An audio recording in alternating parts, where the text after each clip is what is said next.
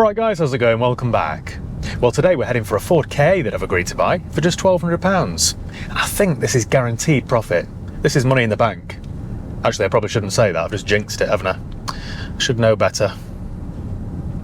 That reminds me actually, the last time I did a video with a Ford Ka, I got loads of comments saying, that's not how you pronounce it, it's Ka. Alright, keep your hair on.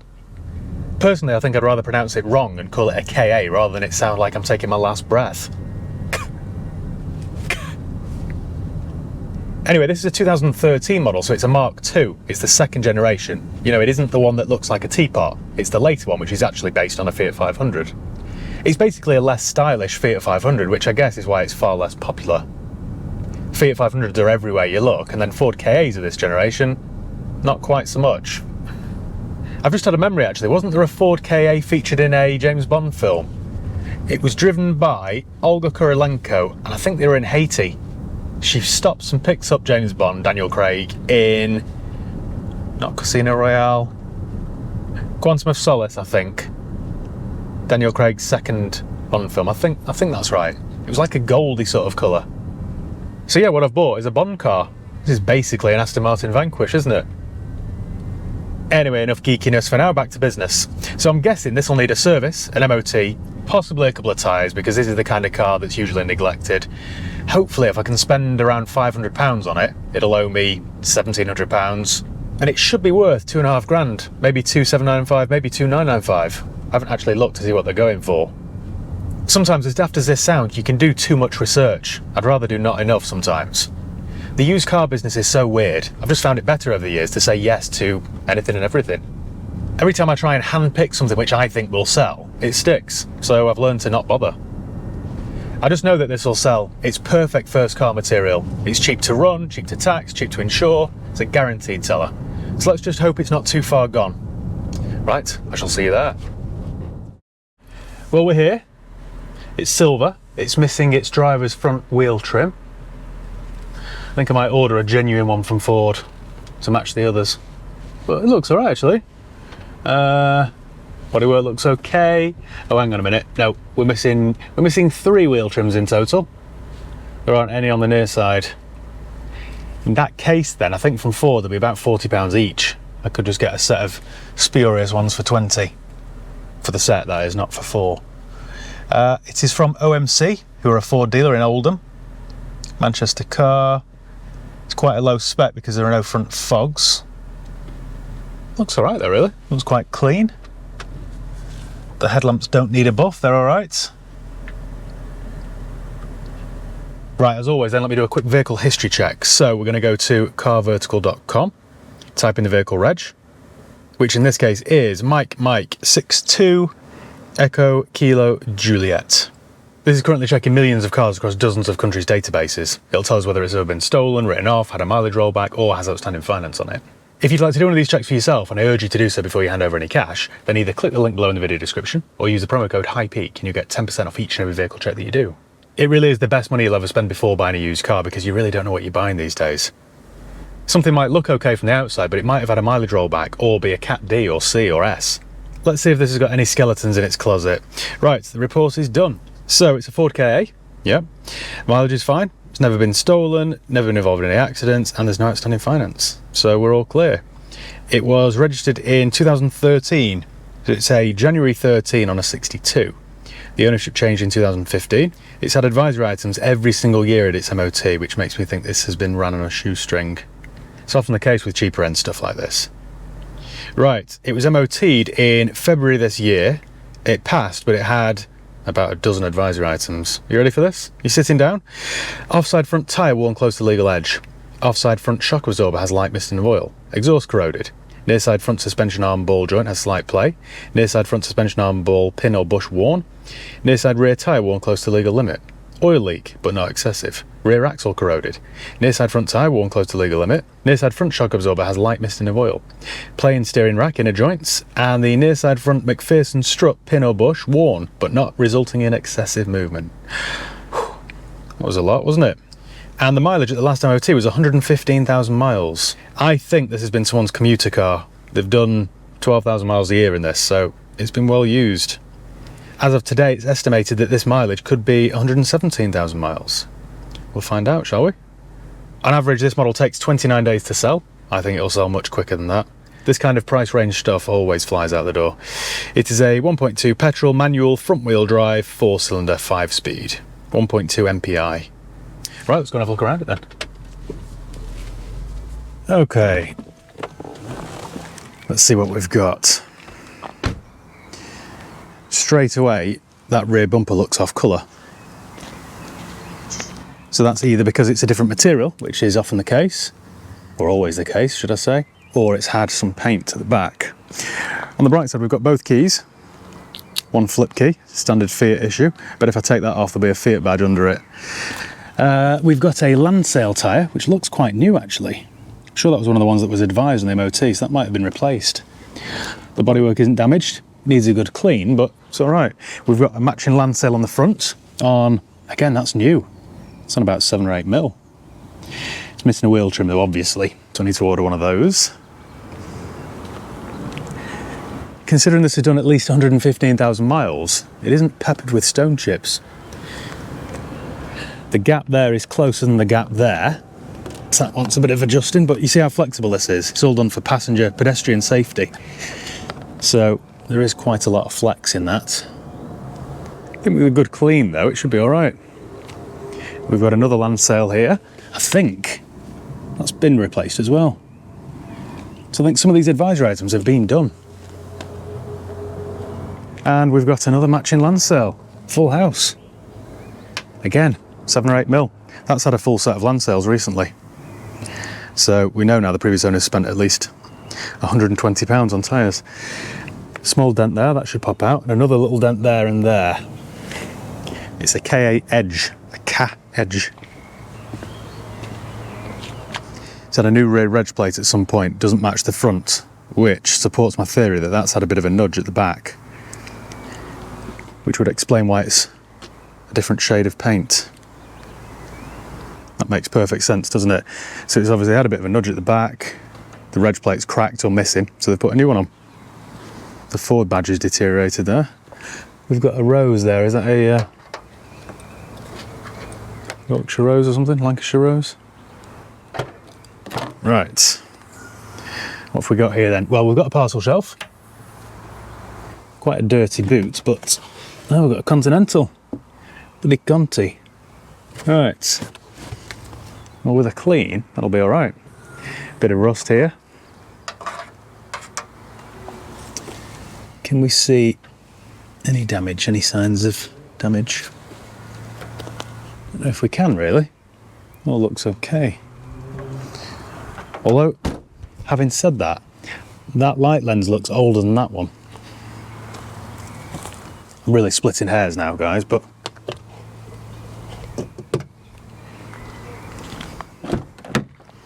what about inside? Inside it's quite grubby, but it would clean up all right. Yeah, quite clean really. Headline is quite clean. Doesn't smell of cigarettes or spilt milk or animals. Right, it's got aircon. I didn't think an Edge had aircon. Was it a Studio then an Edge, or am I getting confused? Can't remember. Auxiliary point there, it's quite handy. Right. Is there any history? OMC, Oldham Rochdale. We've got a code there. Don't know if that's a radio code. Right, it's MOT. Ah, this is positive. This is reassuring. Right. So they've done some of these jobs. So the tyre has been replaced. Shock absorbers have been replaced. Tick, tick. New tyre, new tyre. Ball joint's been replaced. Tick. And the bushes have been done. That's good news then. High Peak, look, Glossop. Glossop Service Centre. Right, well that's quite good news, isn't it? Half those things have been done. Oil leak could just be a sump. The sumps on these are made from tracing paper. Ah, it also had a service. Oh no, that wasn't then. So it had a full service in 2019 at, looks like Quick Fit or somebody, I don't know. Then we've got a service book here. So what's in the service book? We've got the radio code there, very good. Is there any history? There is, look at this. Right, so OMC at 43 miles, then again at 8, then at 13, then it changed hands. Then it was done again in Kwik Fit, by Kwik Fit should I say, in 2016 at 19, then again at 77, quite a big interval isn't it that, in 2019. So, yeah, it's not full is it, but it's some. Trust me, it's better than most cars of this value are. Most people don't bother looking after them at all, which is quite short-sighted. I did an article about this recently in the Algarve magazine that I write for, which by the time you watch this video it's probably out, so I'll leave the link below if I can remember to their website so you can have a read. I thought it was quite funny, but it's probably mildly offensive. Glove box needs a bit of attention there, it's just popped out. Can sort that. Right, well this seems to be okay. Let's have a look under the bonnet. It's on the passenger side because it's made for Euro. Yeah, not much wear or anything. What is the mileage actually before I get under the bonnet? 117. Just start moving your hips. Radio's worn. This is one thing I didn't like about this era of KA. The buttons for the radio are the size of a pinhead. Very difficult to select when you're on the move. So 117. 117.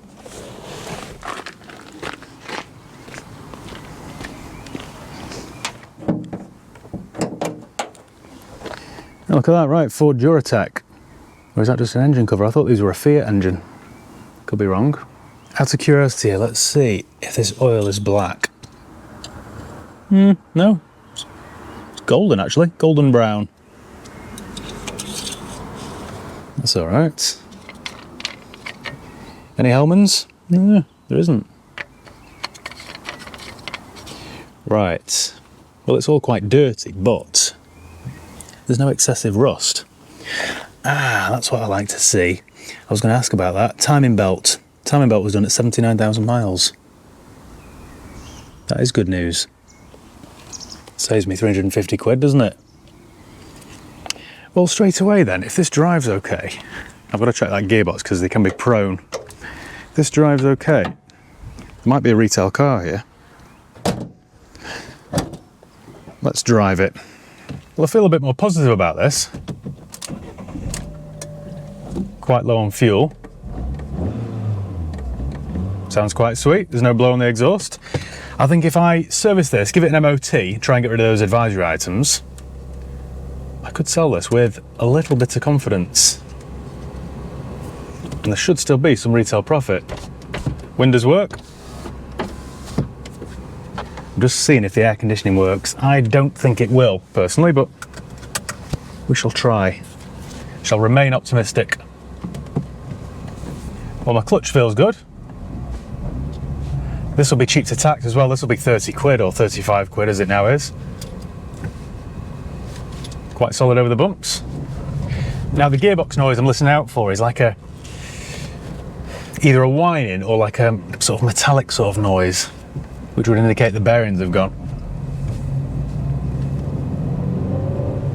And it's not there. I'd say even my air conditioning's working.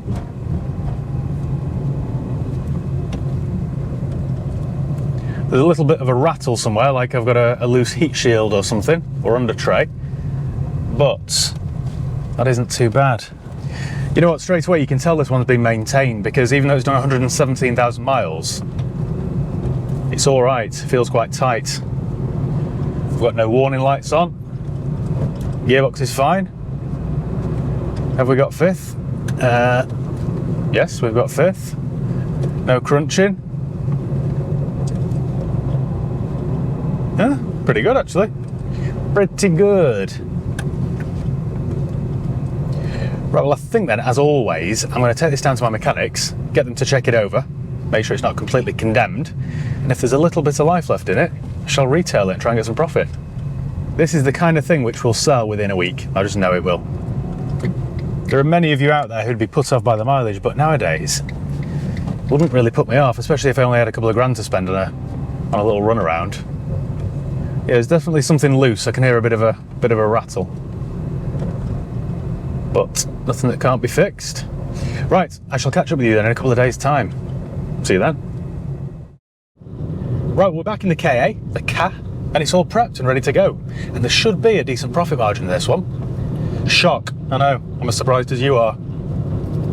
After we last spoke, I took it down to my mechanics for a service, an MOT and a general check over, and it checked out alright.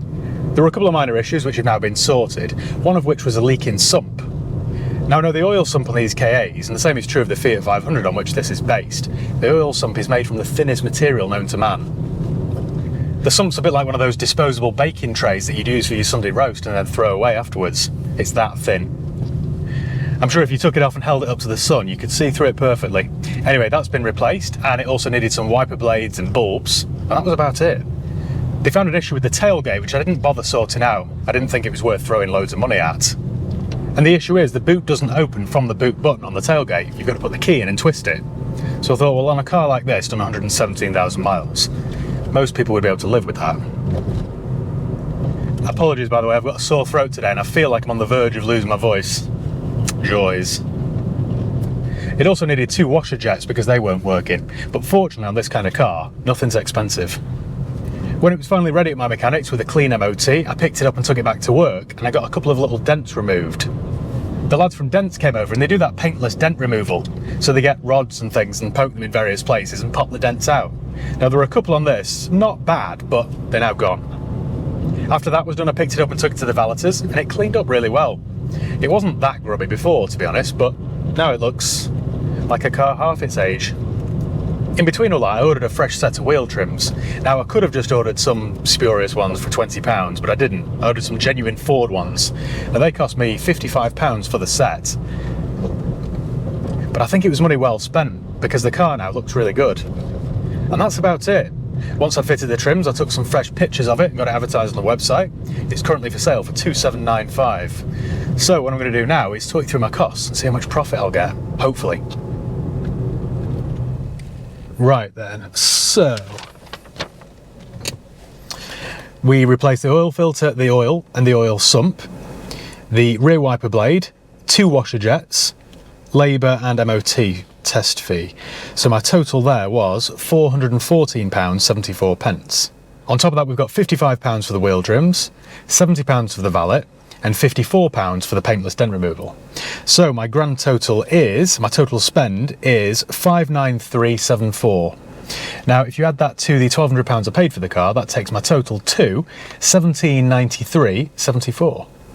So if I can achieve the asking price of £2,795, that should leave me with a clean profit of £1,001.26. Not a bad return that really, is it? So I'm hoping to get £1,000 profit from a £1,200 outlay, which is a great ROI. I'm going to head to the car wash now and just wash off that Jack Russell pee off the front tyre, and then it's all good to go to its new home. Right, thank you once again for watching. Make sure you give the video a thumbs up if you enjoyed it. Make sure you subscribe if you haven't done already. You can follow me on Facebook, Instagram, Twitter. I'll leave the link below. And yeah, cheers guys. See you next time.